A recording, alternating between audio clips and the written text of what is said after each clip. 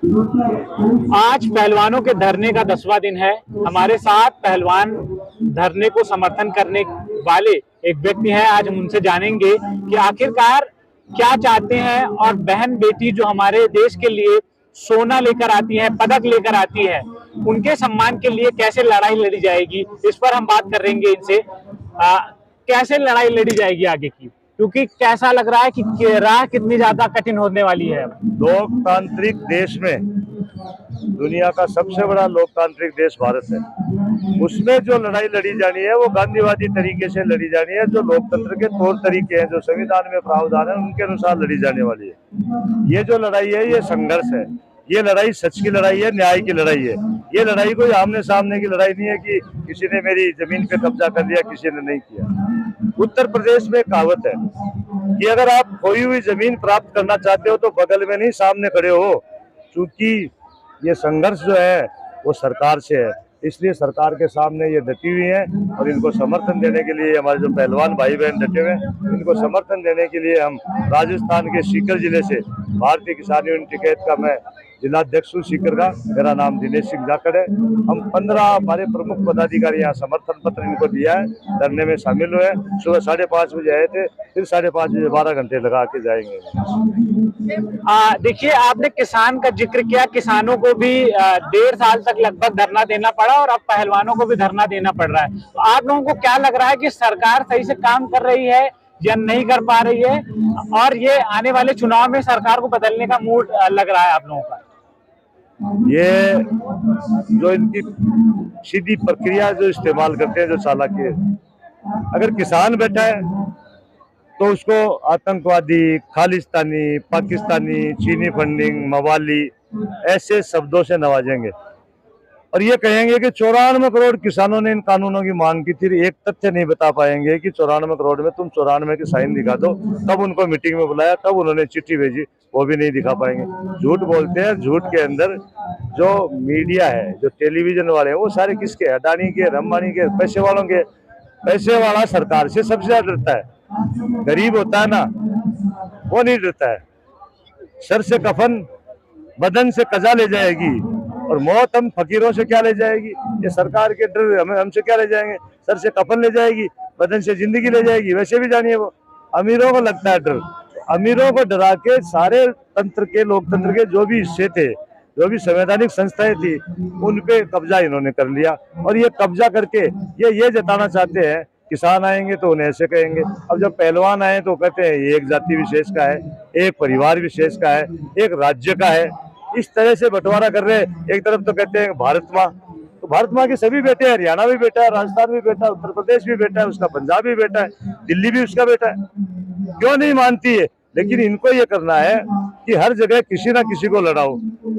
जब देश के अंदर ये लड़ा देते हिंदू मुसलमान को, जैसे हरियाणा में आए 2015 के चुनाव में, 2015 के चुनाव में हरियाणा में आते ही इन्होंने हिंदू मुसलमान इनको मिले नहीं लड़ने के लिए, तो इन्होंने जाट वर्सेस दर्ज कर दिया। 36 कौम में इनके खुद के जो सांसद थे वो बाकायदा गांव-गांव में कहते थे कि 36 कौम नहीं 35 कौम है, ये एक जो कौम है जाट, इससे आप कोई संबंध नहीं रखोगे। बहुत से वीडियो ऐसे शपथ दिलाने वाले वीडियो है। अब उन जातियों का हम नाम नहीं लेंगे, लेकिन वो इसी विचारधारा के लोग थे। इस तरह से बंटवारा कर रही है देश को।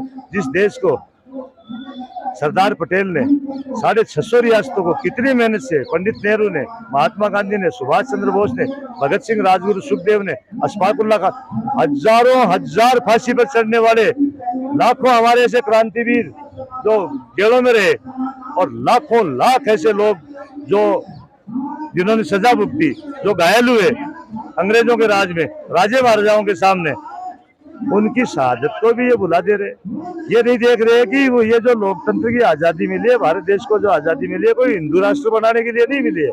संविधान में सब रहेगा, ये धरती तो सबकी है। धरती किसकी बोलो भाई? सब जन की, सब जन की। पानी किसका बोलो भाई? सब जन का, सब जन का। वसुधैव कुटुंबकम की ये बात करते हैं, और वसुधैव कुटुंबकम का मतलब तो ये है पृथ्वी पर रहने वाले सारे कुटुंब है।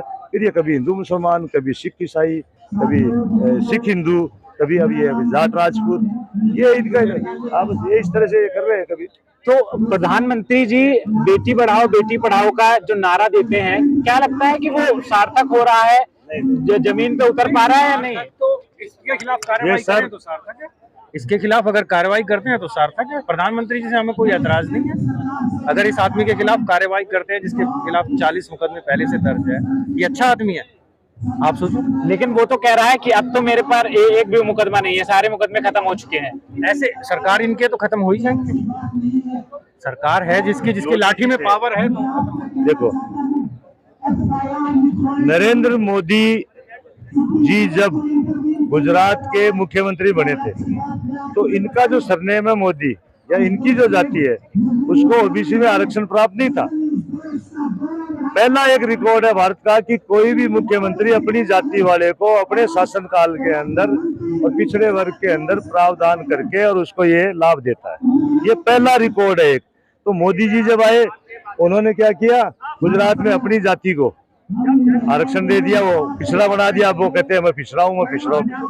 योगी जी जब आए रो रहे थे लोकसभा में, शुभकियां ले रहे थे, सब वीडियो देख रहे हैं। और जब सत्ता में आए 2017 में तो सबसे पहला काम ये किया कि उनके खुद के ऊपर जितने मुकदमे थे सारे मुकदमे, उनका एफिडेविट था जब वो चुनाव लड़ रहे थे उनमें मुकदमे, लेकिन अब मुकदमे नहीं है।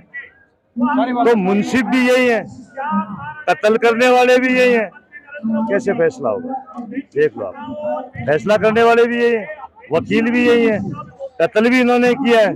कैसा फैसला होगा तो देख लो आप। ये आपको क्या लगता है कि सुप्रीम कोर्ट ही न्याय दिला सकता है पहलवानों को और कोई नहीं दिला सकता है? सुप्रीम कोर्ट को सर्वोच्च संस्था के तौर पर भारत की परंपरा में माना गया है। न्यायपालिका है, विधायिका है, कार्यपालिका है, चौथा स्तंभ आपको मीडिया को बताया जाता है। हालांकि संविधान में कहीं कोई स्ट्रक्चर नहीं है उसका मीडिया का कि भाई ये चौथा स्तंभ है, 3 स्तंभ बनाए हुए हैं संविधान में, चौथा मीडिया को बताया जाता है। अब उस न्यायपालिका विधायिका में तो क्या होता है हम देख लिया कैसे काले कानून बने थे। पर्यावरण दिवस आता है 5 जून को, पर्यावरण दिवस के रोज इन्होंने 3 काले कानून पास करवाए थे। उससे पहले अध्यादेश लाए थे 2-3 बार। और कोरोना काल में ये कर रहे हैं, जब कोरोना काल में सिर्फ एक ही चीज बची थी, किसान जिसने देश की जीडीपी को -27-28 से डिप जाने से रोक लिया था, 4.5% की उसने बढ़त दी थी लोगों का पेट भरने के लिए। जो अनाज आज ये फ्री में देते हैं मोदी जी 5 किलो, कितने लंबे समय से दे रहे हैं, किसान ने उपजाया ना। किसान से तो कोई पैसा देते नहीं है और उधर कितना श्रेय लेते हैं। तो इनका जो काम है देखो, ये किसी भी प्रकार से भारत की सत्ता के अंदर रहने के काबिल नहीं है, ये किसी भी प्रकार से शासन करने के काबिल नहीं है। इनमें 4 कपड़े बदलने वाले। और जब भी आते हैं तो ये नहीं कहते चुनाव में भी कि भाई रोजगार पे हमने ये दे दिया, हमारी सरकार ने ये दे दिया। ये तो कहते हैं कांग्रेस आ जाएगी तो दंगे हो जाएंगे, ये आ जाएगा तो ये हो जाएगा, ये आ जाएगा तो ये हो जाएगा। मेरे को गालियां दे रहे हैं, मेरे को 91 गाली दे दी, गालियां गिन रहे हैं। तो गालियां इन्होंने खुद ने नहीं दी क्या? जो स्तर राजनीति का बहुत अच्छा हुआ करता था उस स्तर को मोदी जी ने बिगाड़ा। प्रधानमंत्री अपने मनमोहन सिंह जी के ऊपर जब ये सत्ता में नहीं आई थे, घोड़े पे सवार हो गए थे, प्रधानमंत्री की कुर्सी के लिए दावेदार बन गए थे। तब इन्होंने कैसे कहा।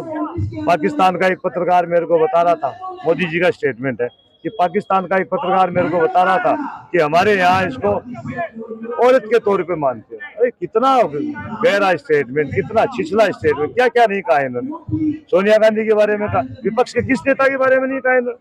लालू यादव की बेटी के बारे में इनका स्टेटमेंट था सेटिंग। क्या मतलब है तुम्हारा? तुमने अपनी पत्नी को रखा नहीं, तुम्हें गृहस्थी का पता नहीं, तुम अपने घर में रहे नहीं, और फिर यहाँ के क्यों तकलीफ में इस देश को क्यों बर्बाद करने में तुले हुए। मोदी जी सुनाऊं गौर से सुन लो एक कहानी मोदी जी। अरे जनता ने तो शुरू है कर दी अब निगरानी मोदी की। सुनाऊं गौर से सुन लो एक कहानी मोदी जी, जनता ने तो शुरू है कर दी अब निगरानी मोदी की। अरे दुनिया तो है आनी जानी मोदी जी, दुनिया आनी जानी है मोदी जी। अब रुक जाओ, तानाशाही से आगे मत बढ़ो, वरना तानाशाहों के नतीजे जो है वो इतिहास पढ़ना चालू कर दो। ये जब जनता इकट्ठी होती है ना तो ना कोई फौज ना कोई तानाशाह, कुछ नहीं बचता है। कुछ नहीं। आप क्या बोलना चाहते थे? सर मैं बस इतना ही बोलना चाह रहा था कि अगर ये कोई जो धरने पे बैठे हैं ये सामान्य लड़कियां नहीं है, ये सामान्य लड़के नहीं है, ये पहलवान है सर, गोल्ड मेडलिस्ट हैं जिनका नाम है भारत में, हरियाणा में, पूरे देश में, पूरी दुनिया में नाम है। जब ये धरने पे बैठे हैं सर, इन्हें न्याय लेने के लिए एक एफआईआर दर्ज कराने के लिए धरने पे बैठना पड़ रहा है। तो आप सोचो आम जनता, जो सामान्य जनता है, जो हमारे आपके जैसे लोग हैं या हमसे भी डाउन है, उन्हें सर न्याय लेने के लिए कितना संघर्ष करना पड़ेगा। वो तो सर आम जनता को, जो सामान्य आदमी है, उसके साथ क्या कर सकते हैं? उसे तो सर ये चुटकियों पे, उंगलियों पे नचा सकते हैं, ब्रजभूषण जैसे।